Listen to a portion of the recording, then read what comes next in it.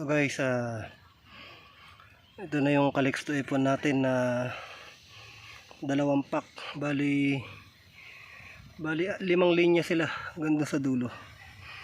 Dalawang pack yan ng Calixto F1. Ang laman nun ay 875 seeds. Bali 40 days na sila mula ng pagka-transplant. Ito na sila. Medyo kontrolado na natin yung mga peste. Kagabi nag-spray tayo, kaso naulan, pero talab na rin yun kahit pa paano kayo natamaan na yung mga insekto natin. Ito guys, yung may pabuko-buko na sila.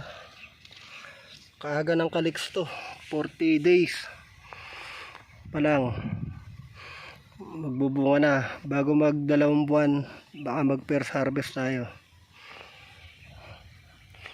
Ayan guys, medyo may mga namatay din, hindi naman ganun kadami dahil nga sa sobrang ulan.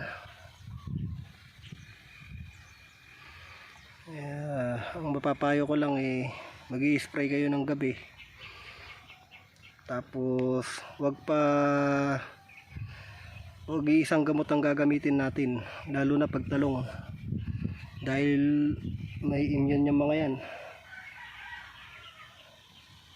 Matindi ang mga insekto nitong talong, mahirap kontrolin, lalo na pagka ganitong stage. Mabango to sa shoot borer at fruit borer, yung ganitong stage ng tangkay nya.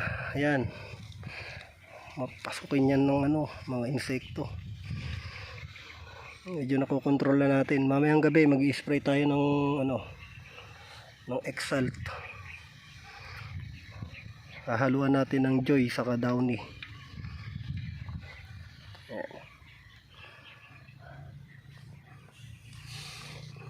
Maganda na yung pataba natin, tumalab na ulit. Ayan